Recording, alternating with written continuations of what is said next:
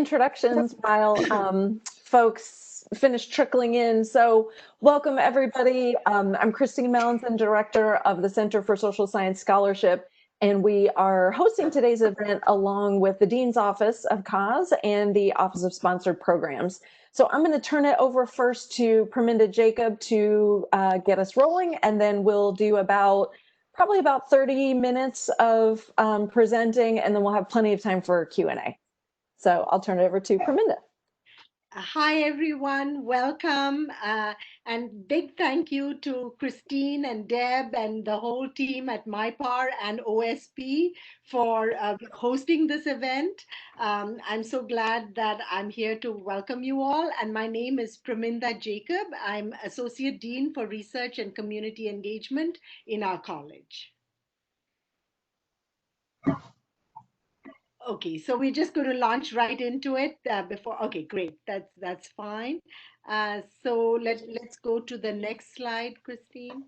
Yes. So basically, I just want to tell you a little bit about the first link. That is if you click on that first link, you go to our CAHSS website. And if you go to the top of the screen, it has resources, one of the tabs. And when you click on that screen, the drop-down menu comes to resources for faculty and staff. And if you go to that site, there is a whole bunch of links that are organized, and I'm just going to bring that screen up for myself, but basically they are organized by internal funding opportunities that have deadlines, calendars. It has different awards that the college gives for faculty and staff. It also has the guidelines for travel, for research-related travel, and also the forms that you can use for that travel. So all of that is there. And then, of course, the section on research that tells you how to, get your PI eligibility links for that, how to route proposals internally if you're not doing something where the external sponsor requires the routing. It also has links to OSP and also other internal funding sources, including the summer fellowships that is provided by our CAHSS research centers. And then you also have links about leave that you can take for family and medical leave, and links for your teaching, links to book classrooms for events once we are back on campus, plus a bunch of other administrative and general resource links. So I strongly urge you all to go check this particular link out to learn about all of the different support that we make available. And we definitely, that's my main message here, is that we are all here to support you. We are so excited and happy that you made the time to come to this grants workshop. And we know that it's a lot of work to put in a grant, because you're not always sure that you're going to get the grant. So the grant seems, to just disappear. The work seems to disappear into thin air, but we are here to support you. So with that, I'll keep quiet and let the others take over. And I'm here, so if you have any questions for me at the end, I'm here to respond. Thank you, Christine.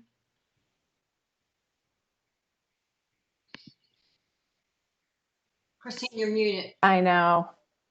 Thank you. It's hard when I'm screen sharing, I can't find my controls. Thanks for your patience, everybody. Okay, so I'm going to talk just a little bit about the resources that we also provide through the Center for Social Science Scholarship.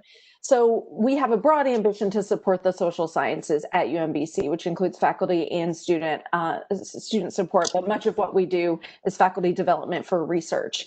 Within the Center for Social Science Scholarship is the Grants Administration Unit known as MIPAR, which stands for Maryland Institute for Policy Analysis and Research. MIPAR's been around for a very long time. They have a great deal of expertise, and we'll talk more about MIPAR later in this presentation. But I want you to know sort of broadly what we offer, which is a wealth of trainings and resources, internal funding opportunities, compiling external funding opportunities and so forth, and also offering various methods and research workshops, bringing in program officers, things like that to help PIs prepare their proposals. So I do want to call your attention on the CS3 website. If you go to socialscience.umbc.edu/research, you'll be able to find, again, those internal funding opportunities, but also 2 pages of external opportunities that we keep up to date as best we can. Whatever comes our way, we post there. We have separate pages for COVID-related RFPs as well as general social science RFPs.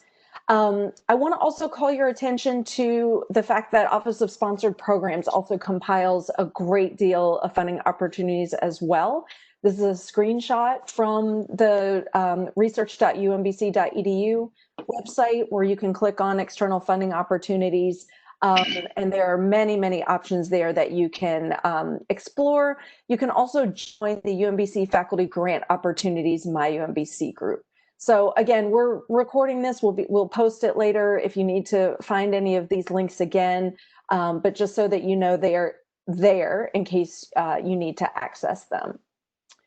Through UMBC, we subscribe or make available to Foundation Directory Online, where you can, with a UMBC login, access a keyword searchable database for foundation grants, companies, nonprofits, and so forth.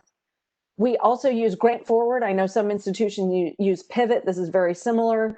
Grant Forward, you can also do that keyword search and I believe send yourself alerts and things like that. So that is also linked through both Foundation Directory Online and Grant Forward are linked from the Office of Sponsored Programs page, that research.umbc.edu page. There are also databases like grants.gov. I'm sure folks are mainly familiar with these databases that are out there. There's also Maryland-specific databases that are out there. Again, we won't, belabor too much out of this information, but we do want you to know that this information exists and is housed on that OSP website. So in case you're looking for it, that's a good landing spot for you, as well as the social science pages. Okay, so I'm going to turn things over to Deb Geer, who and the rest of the MIPAR team, who will talk about MIPAR specifically and what they provide. Okay, thanks, Christine. So I'm Deb Geer. I'm the Associate Director of MIPAR, and following me will be Carolyn Flowers, our Senior Business Manager, and Elle Trews, our Business Manager. So welcome to the program. We appreciate you taking the time to come. You can go to the next slide, Christine. Sorry about that. This is my favorite cartoon. This PI is searching for some funding so he can find out once and for all if there's any truth in the belief that money can't buy happiness. So I just thought that was funny. So I don't think we can really get a grant for this, but there's other things we can get grants for. Okay, so as I was telling you, MIPAR has been around for quite a long time.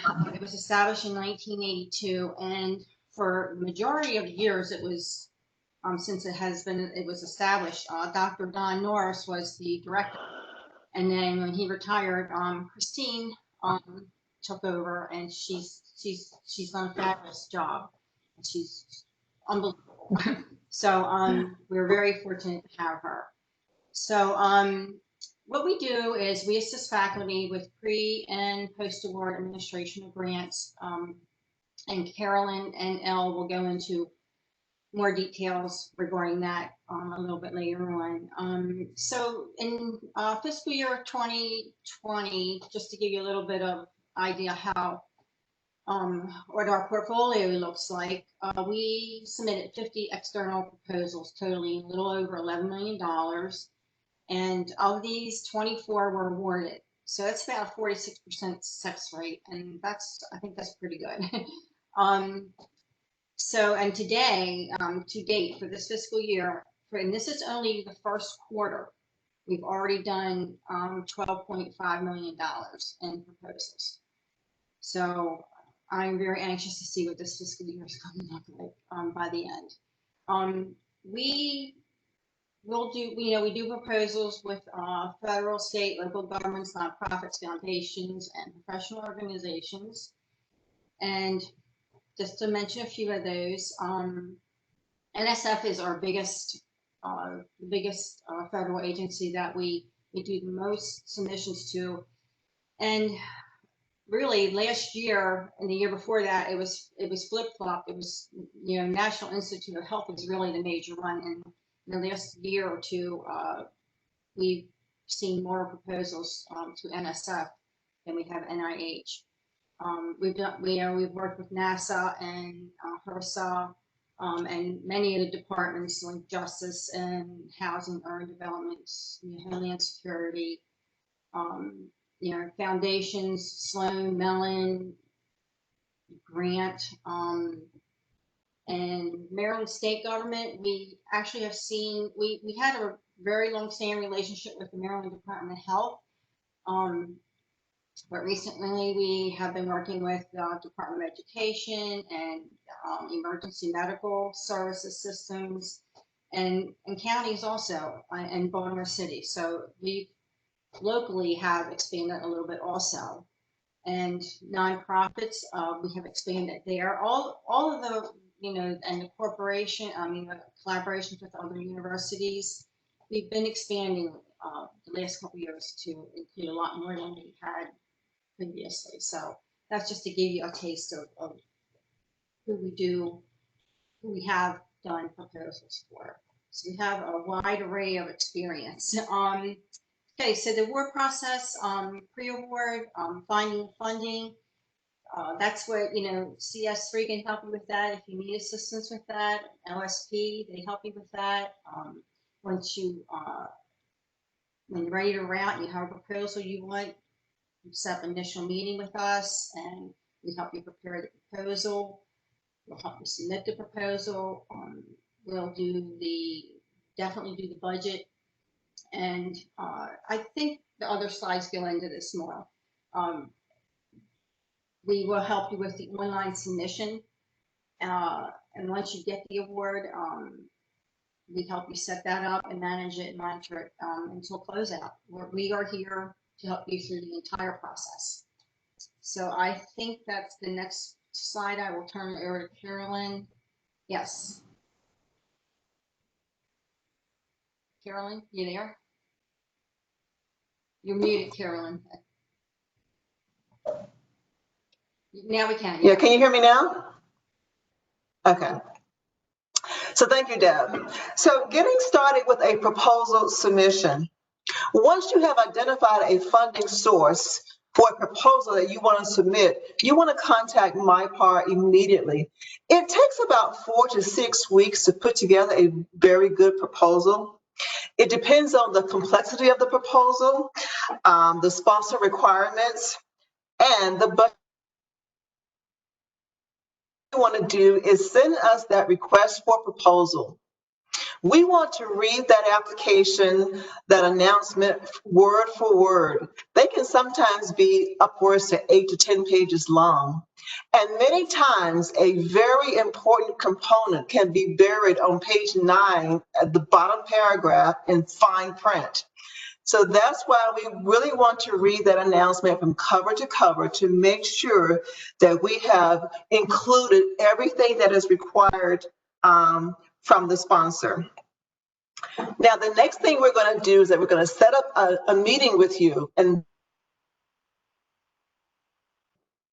so we will meet with you to go through a timeline for the submission, everything that is required. This is also a very good time that we get to know you as a PI.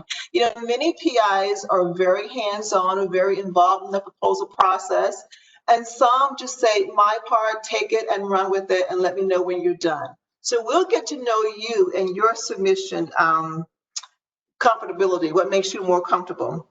We're also going to go over the Office of Sponsored Projects quality submission process.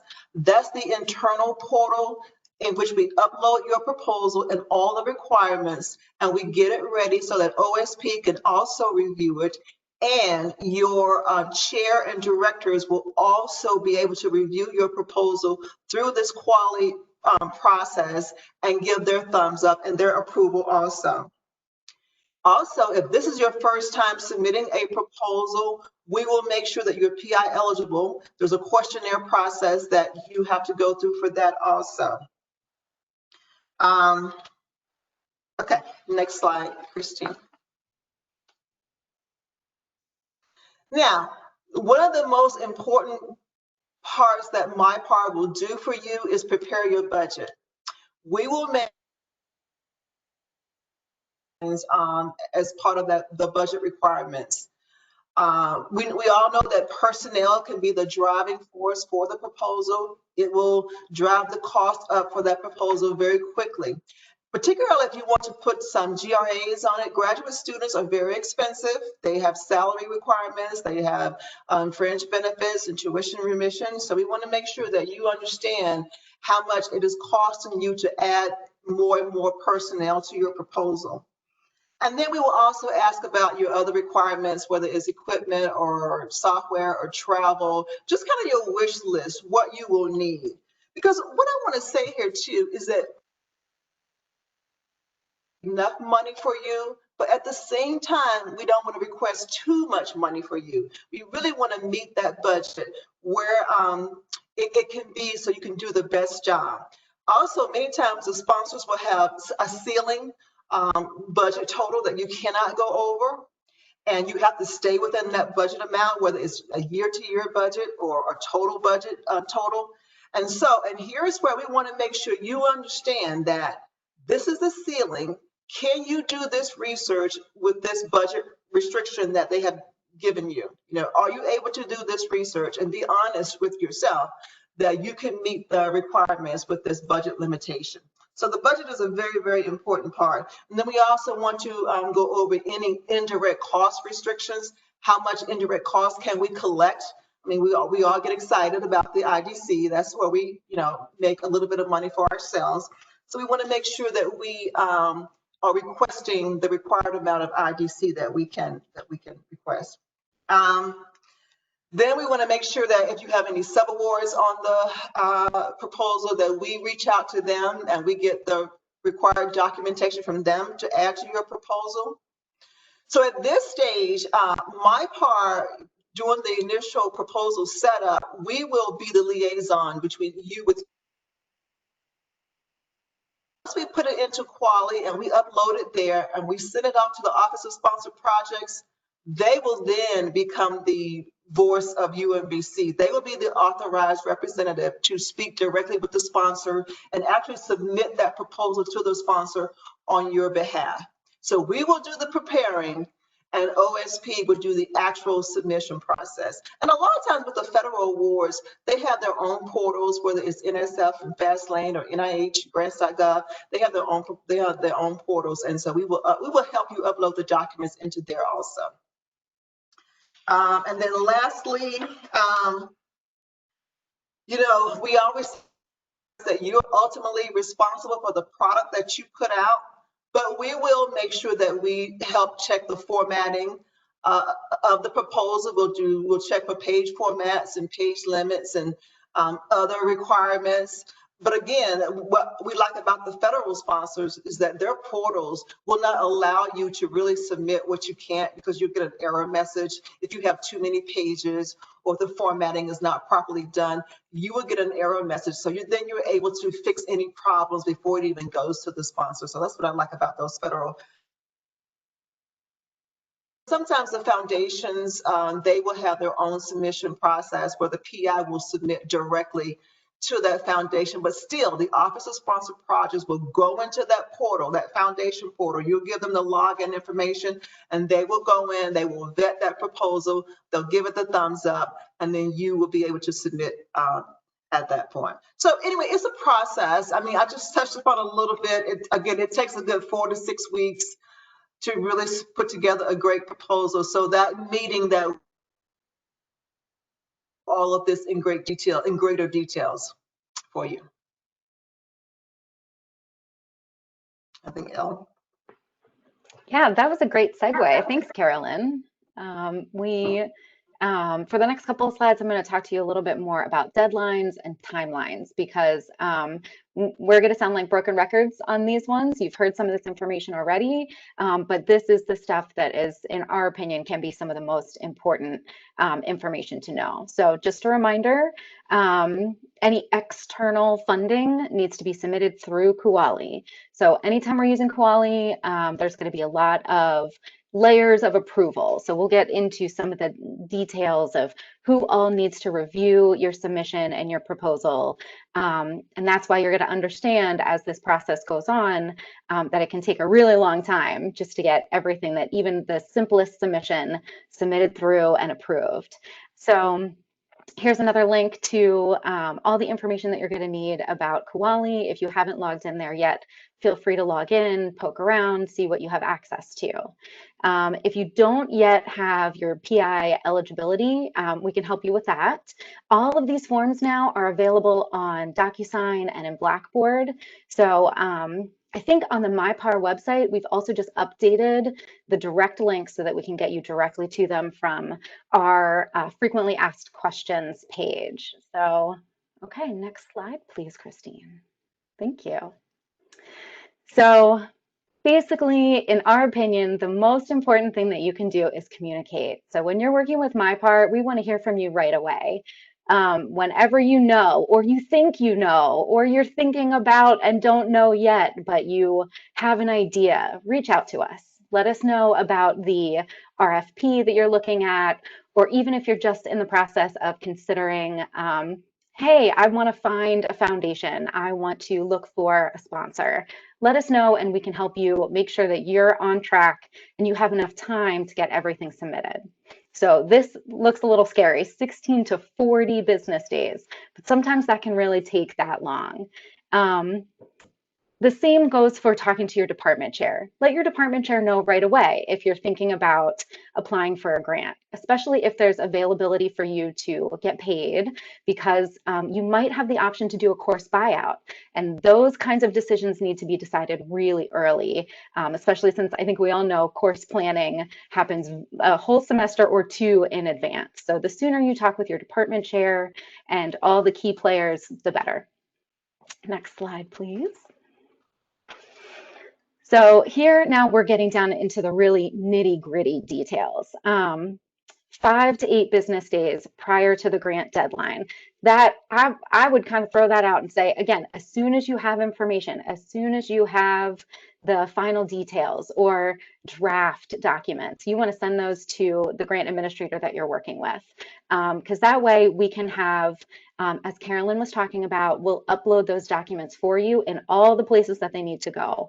And if there's going to be a problem with that document, we'll know sooner rather than later, even if it's in draft form. And then we can update the final revised 5 times. But really, this one's the final version. We've all been there. We do it too. So we'll help you make sure that we get the final documents in time. The other thing I wanted to point out here is that the layers of approval start happening here. This says the dean's office, but that's not just one person. You've got the financial team that works in the dean's office. We have Praminda, who's going to review your proposal as well. So lots and lots of people are going to be reviewing this. And at any point, if somebody has a question or needs to kick it back to you, we might have to go the whole way back to the beginning. So you want to make sure that you get as much information in final draft, final stage as soon as possible and get them submitted well before these deadlines so people have a chance to review. And also because even during this, pandemic time in our lives, we still are taking time off, and sometimes people are out of the office or have research days. So we want to try to make sure we build in a little bit of extra lead time there as well.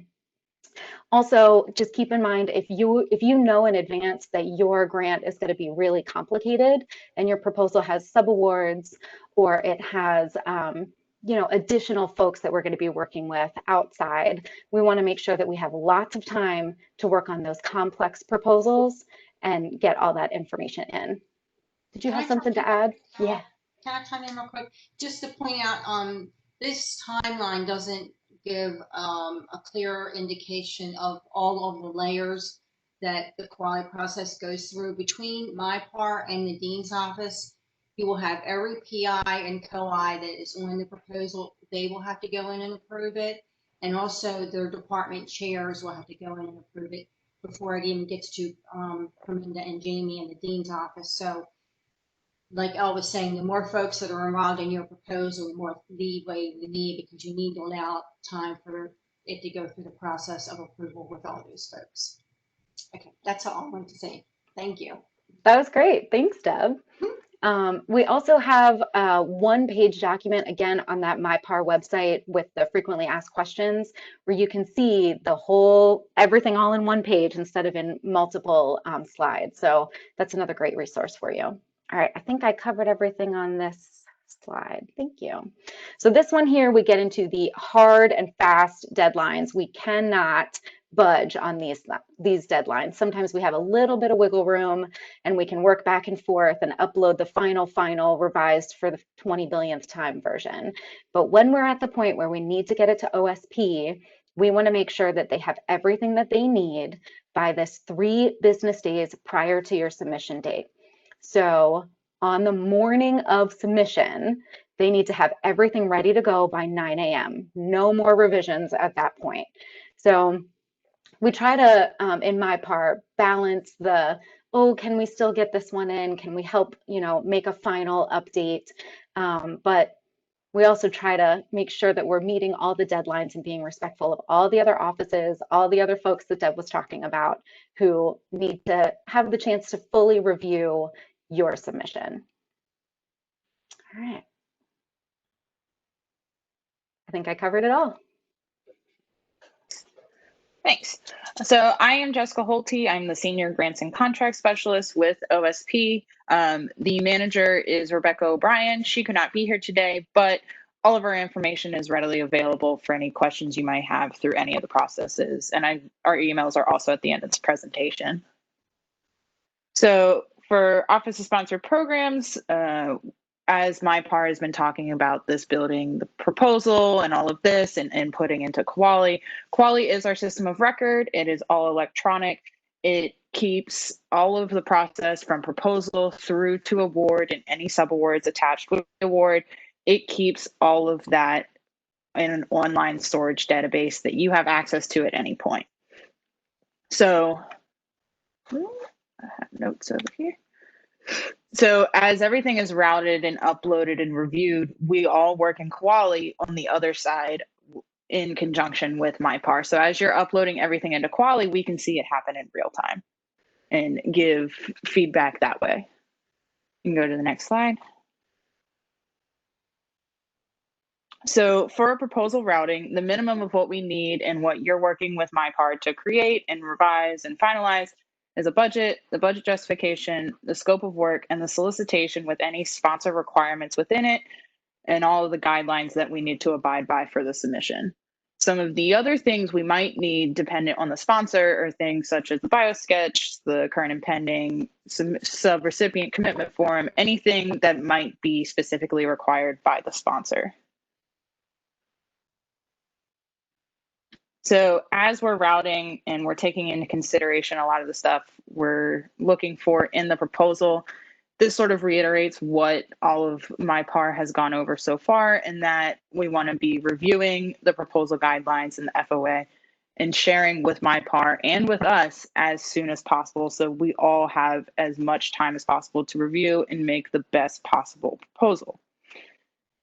Going off of that, some of the submission portals we talked about with sponsors that Deb mentioned, Fastlane for NSF proposals, for example, we have access to view and edit those along with you, the PI, and MIPAR, the department. We can all work in that same portal together, Fastlane.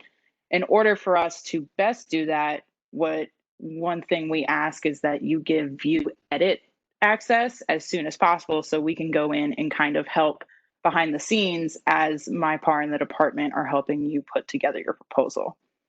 Some of the other things that Carolyn mentioned that we reiterate here is if you have an F&A waiver, a cost share waiver, that's going to add more time to the proposal timeline, and that we want to make sure we have all of those in a timely manner.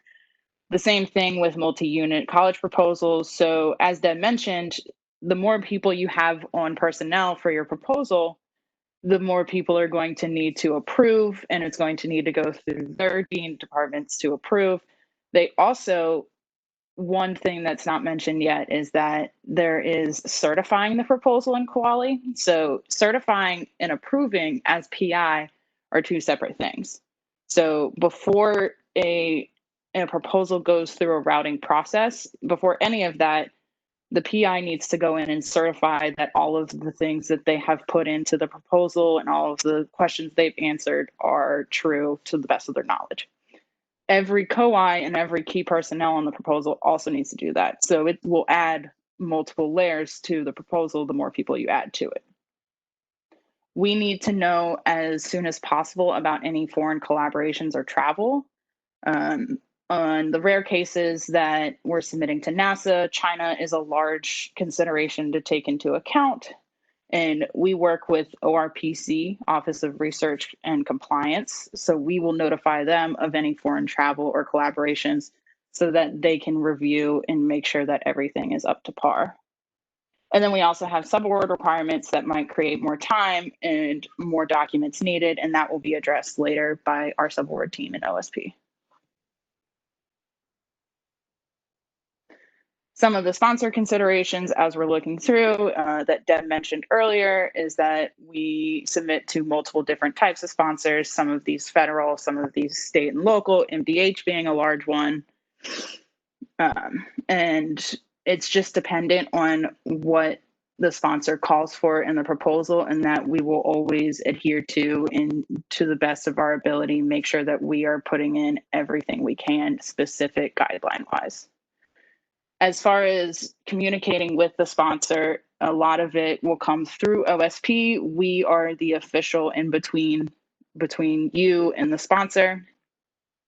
And if there's anything you need done to your proposal after the fact or communicate anything to the sponsor, you will contact MIPAR first, and MIPAR will help you decide what the best way is to go about contacting the sponsor.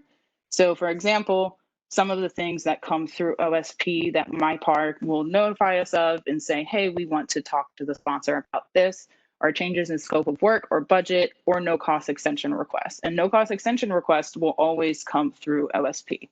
So if you need any more time on a proposal that's been awarded to you and you're working on the project, you will always notify the department, who will then notify us, and we will be your in-between into requesting that extension to the sponsor.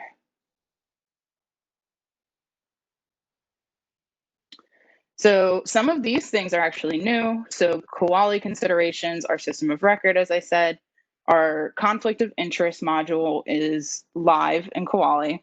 So that is all of your annual and project specific disclosures. It's all electronic.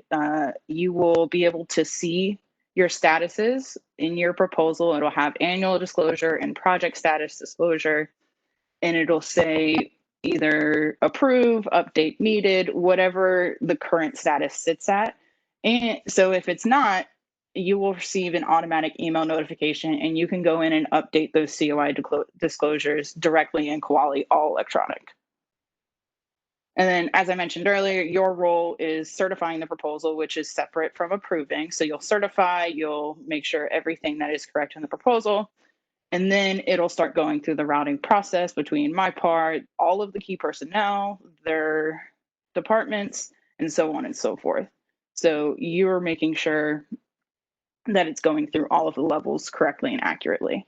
And then I'm fairly certain IRB protocols is going live as of within the next week or two.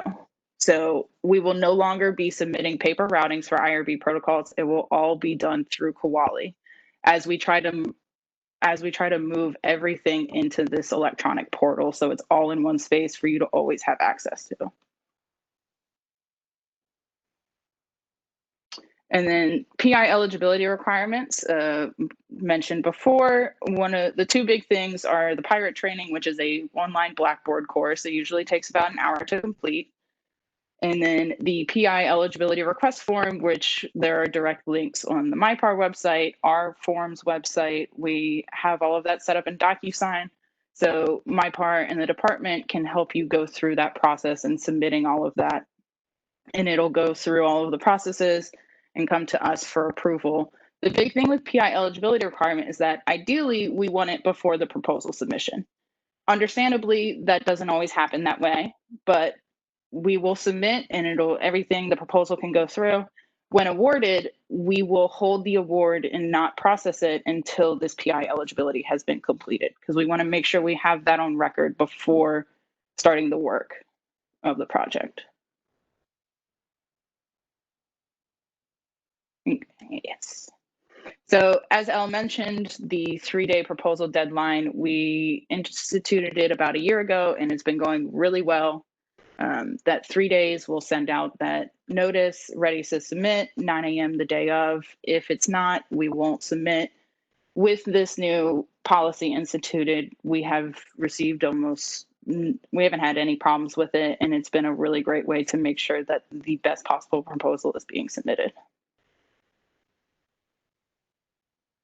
All right. And then I asked Santa for a research grant. So good afternoon. My name is, and I am a grants and contracts manager in the OSP responsible for subawards. I'm working with Laura Taylor, a senior grants and contracts specialist within our office. So when working on the research project, there may be a need to cooperate or outsource a portion of the research work. There are 3 main types of relationship that can be used to do so: through subaward agreement, vendor agreement, or a consultant agreement. While vendor and consultant relationships, which basically are purchasing goods or services, are straightforward and coordinated by the procurement, the subaward agreements, on the other hand, are overseen by Office of Sponsored Programs. So let's start by defining what a subaward is. Subaward is an award issued to UMBC, issued by UMBC to a subrecipient for the subrecipient to perform a portion of the primary awards received by UMBC. It does not include payments to a vendor or contractor or any other individual that is the beneficiary of the federal project. The subaward activities are required during the full life cycle of the prime award, which is proposal, award, and closeout. So important thing, I want to emphasize here words perform portion or carry out part of the award, because subrecipient has a crucial role in the project. Without it, the project could not be successful. The subrecipient's performance is unique to the project, designed specifically to enhance the primary awards research goals and outcomes. Also, the subrecipient has publishing rights to its portion of the activities on the project.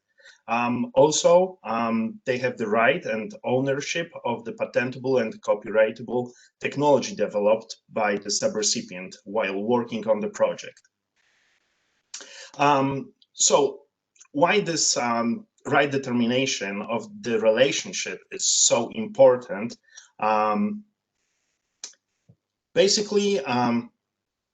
So first of all, it's like there are compliance requirements and some additional amount of documentation that we have to collect for subawards.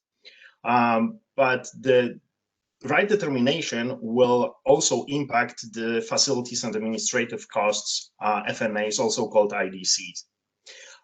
For most subawards, we are only charging FNA costs on the first $25,000 of the subaward amount, where for vendor and consultant, we are applying a full FNA rate, which is 53%. Now, if applied incorrectly as a subaward relationship, not a vendor or consultant, when preparing proposal budget, there might be a deficit in FNA costs at the award stage. The deficit can be sometimes even tens of thousands of dollars, depends on the cost of the work we are outsourcing. And on some occasions, it may need to be covered from the PI's research portion of the money. So that's why it's such an error can have a significant and negative impact on the research outcome. So for example, the difference in FNA between subaward and vendor on $100,000 like outsourcing agreement would be almost $40,000. So it's worth to pay attention and make sure if we are like making this determination correctly. So if we go to the next slide. So so this is why OSP is requiring for all subawards at the proposal stage to include prepared and signed by the PI, subrecipient versus vendors versus consultant determination checklist. This should be the first step when planning to have the subaward on the proposal, because it also will determine if we will need to collect all of the other documents, which will be a subrecipient commitment form that we need to avoid a situation that the subrecipient will decide to not work with us once we'll receive the award. Scope of work, which is a detailed description of the subrecipient's activities. And it's a crucial component of the proposal package and the documentation that we are collecting, because it allows UMBC to keep the subrecipient accountable for their performance. Of course, we'll also need subrecipient's detailed budget and corresponding budget justification, and other documents required by solicitation, such as biosketches, current and pending support, facilities and equipment, etc. It depends on the solicitation requirements. The other important information that we will try to collect at this step of the proposal preparation, it will be, are we expecting to need to include IRB or ICOOC activities, as well as if we want to have a fixed price or cost reimbursable type of the agreement in the future, because we may need to include this information in our proposal to avoid further prior approvals from the sponsor. So because we are here and we can talk a little bit about the subawards, we'll also touch base a little bit about the subawards on the award stage. So Laura will be on the next slide. All right, so Michael mentioned all of the important documentation that the PI and MIPAR will need to compile if there is a subaward on a proposal.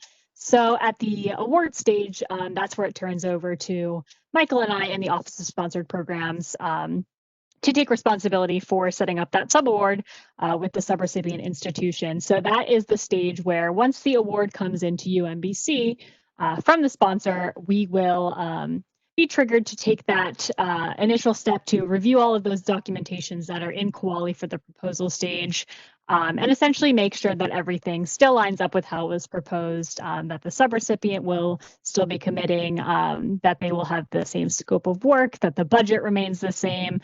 So checking through all of that documentation, if something has changed with the scope of work or the budget, that's where Michael and I in the Office of Sponsored Programs will collaborate with MIPAR, and MIPAR can communicate with that subrecipient to obtain a new scope of work, a new budget justification. So once all the necessary materials are up to date for that subrecipient, the department, MIPAR, will create that subaward request form. So that is available on the Office of Sponsored Programs Forms website, which we'll show you in a few slides. But that is available either through DocuSign or through PDF. And that's essentially a form to put together that the PI will sign off on, OSP will receive, and that is our cue to go ahead and start setting up that new subaward agreement through OSP. So once a new subaward is set up, Elle and Jess had walked everyone through a little bit more about Quali. There is also subaward information in Quali, so our system of record. So once that subaward is set up, we'll be able to access it in Quali. Additionally, there is a subaward request form. So say a subaward needs an increment of money for the second year of the award, MIPAR will go ahead and access that document, sign off by the PI, send it to UMBC in order to either extend the period of performance of that subaward or obligate additional funds. Additionally, if there is a need to change the budget at any point of the subaward, if there's a change in the scope of work, a subaward modification request form should also be sent to OSP. And again, that's available as DocuSign or PDF at this point. Another thing that MIPAR is responsible for will be setting up or paying the subrecipient invoices in PAW. So once the award has been set up by Office of Sponsored Programs, MIPAR will manage those invoices in PAW. And finally, just reviewing that life cycle of the award. Once that subaward has ended, the period of performance is over, OSP will go ahead and close that form that will need to be signed by the PI to ensure that all deliverables have been received from that subrecipient. Go ahead to the next slide. So I mentioned that subawards, sorry. So these are both about finding your subaward in Koali.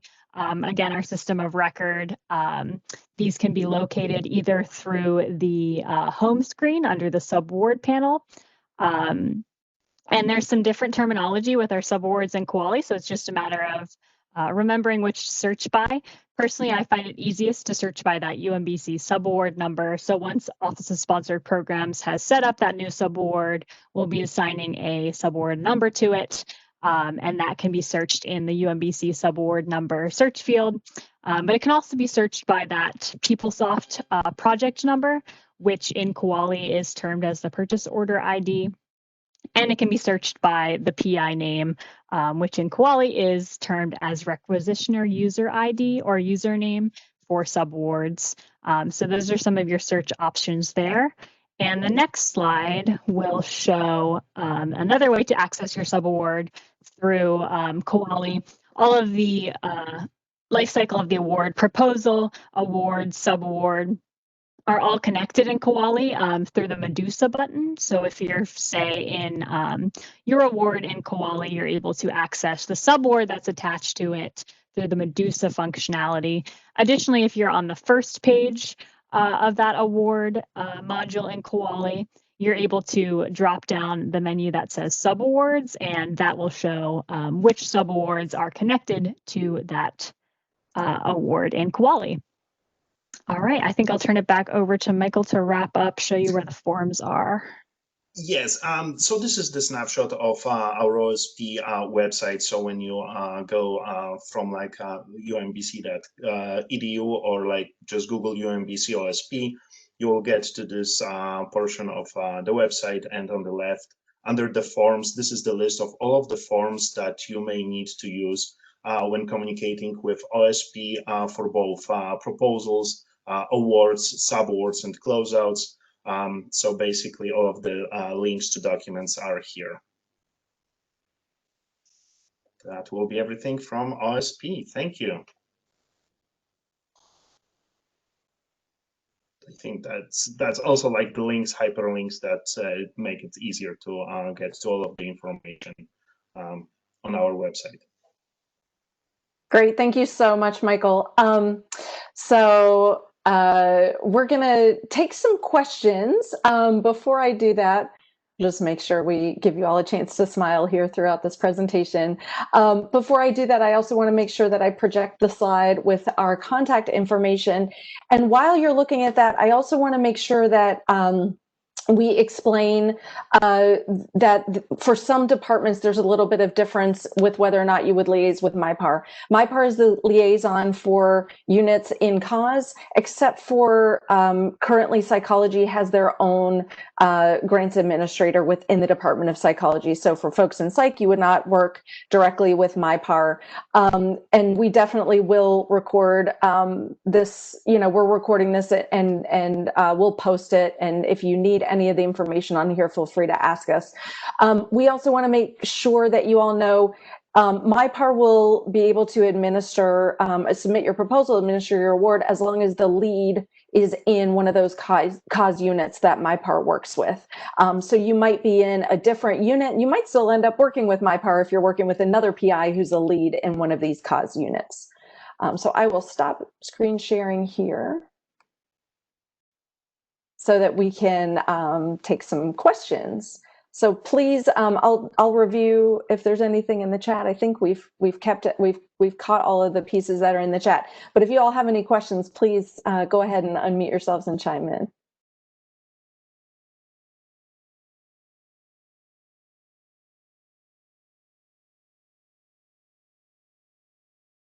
Christine, there was one question. In addition to the recording, will the slide deck also be sent out? We certainly can post the slides if that would be helpful. Yep, and then you'll be able to copy or click on those links. Absolutely, we can definitely do that. Any other questions?